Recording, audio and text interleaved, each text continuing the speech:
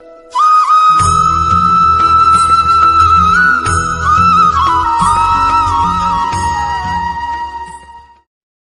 Friends. आज बात करते हैं टाइमिंग ऑफ मैरिज की, यानी शादी कब होगी। उसके लिए सबसे पहले हमें ये देखना होगा कि कुंडली में कोई ऐसे योग तो नहीं बन रहे हैं जो डिले इन मैरिज यानी शादी में देरी दे रहे हैं। एक एग्जाम्पल लेते हैं, जैसे वीनस एक बहुत इंपॉर्टेंट प्लैनेट होता है शादी के लिए। अगर वीनस सन और सैटर्न के बीच में बैठा हुआ है, यानी वीनस से जो 12th हाउस है या सेकंड हाउस है उसमें सन और सैटर्न है, तो वो शादी में देरी दे सकता है, means delay in marriage. Same way अगर वीनस सन या मून के साइन में बैठा है, जैसे कि सिंह राशि या कर्क राशि में बैठा है, तब भी वो शादी में देरी दे सकता है।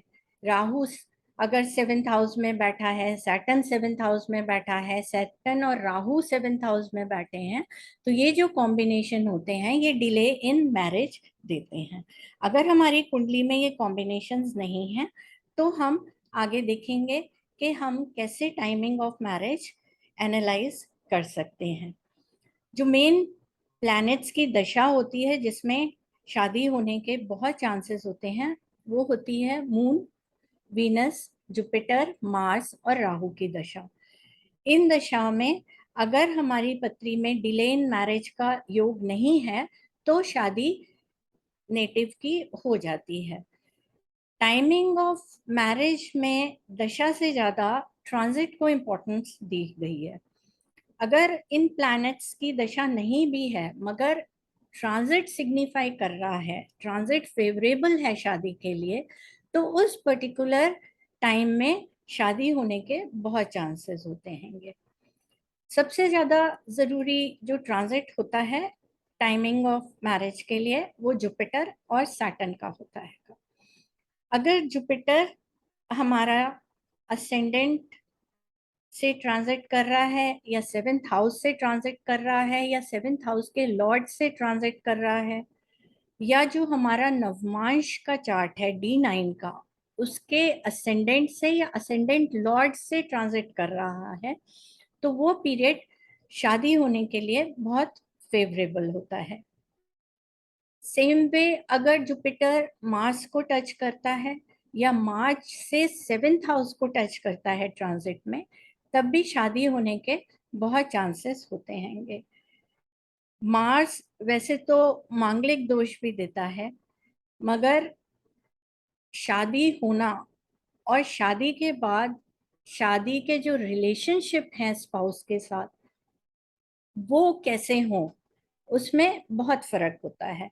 तो मार्स हो सकता है कि रिलेशनशिप में कड़वाहट दे, मगर जब हम शादी का टाइमिंग देखते हैं तब हम मार्स को जरूर कंसिडर करते हैं। सेम वे हम सैटर्न का ट्रांजिट लेते हैं, उसी तरीके से सैटर्न अगर हमारे नवमांश के असेंडेंट को या असेंडेंट के लॉर्ड को अपने ट्रांजिट में देख रहा है, यानी उसकी दृष्टि उस पे पड़ रही है, उन दोनों पे, तो शादी के बहुत चांसेस होते हैं। अगर सैटर्न ट्रांजिट करते टाइम मार्च से 7th हाउस से गुजरता है, तब भी वो पीरियड बहुत अच्छा होता है।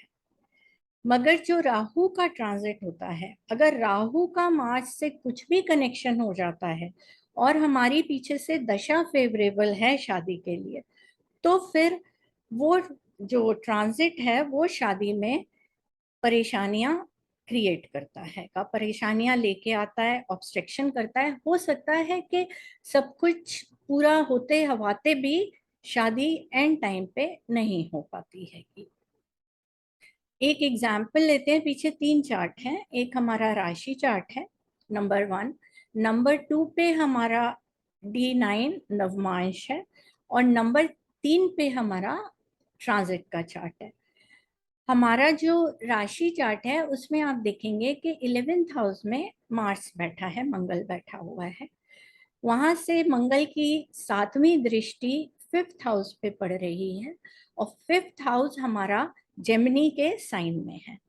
अब हम सेकंड वाले चार्ट पे आते हैं जो नवमांश है। नवमांश में हमारा लगन लॉर्ड जो है वो जुपिटर है। अब आप नीचे थर्ड नंबर चार्ट पे आइए, ये हमारा ट्रांजिट का चार्ट है। इस चार्ट में जो फर्स्ट पॉइंट हमें ये दिखा रहा है कि इस ट्रांजिट में शादी हो जाएगी, वो है कि जुपिटर सेवेंथ हाउस को ट्रांजिट कर रहा है। सेवेंथ हाउस में बैठा जुपिटर थर्ड हाउस को देख रहा है। थर्ड हाउस हमारा जेमिनी साइन मिथुन राशि में पड़ रहा है। अब अगर हम इसे अपने राशि चार्ट से मैच करें तो जो जेमिनी जो मिथुन राशि है वो हमारा मार्स जहाँ पे राशि चार्ट में बैठा है उससे सेवेंथ हाउस में पड़ रही है। तो ये हमारी सेकंड कंडीशन सेटिस्फाइड हो गई। अब इसी तरीके से आप सैटर्न का ट्रांजिट देखिए। सैटर्न सिक्स्थ हाउस में बैठ के एक तो थर्ड हाउस को एस्पेक्ट कर रहा है, तो फिर वो जेमिनी को कर रहा है, और जेमिनी हमारा राशि चार्ट में फिर मार्च से सेवेंथ हाउस पड़ता है। दूसरा, सैटर्न जो नवमांश का लॉर्ड है जुपिटर, सिक्स्थ हाउस से नवमांश के साइन को देख रहा है, लगन को देख रहा है, ट्वेल्थ हाउस को।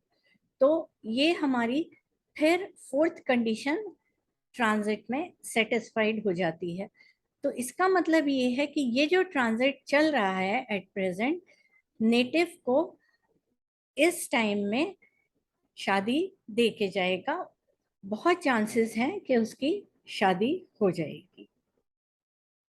अगर आपको इस टॉपिक के बारे में कोई भी क्वेरी है, कुछ भी पता करना है, तो जो नीचे कॉन्टैक्ट नंबर दिए हैं आप उन पे कॉन्टैक्ट कर सकते हैं।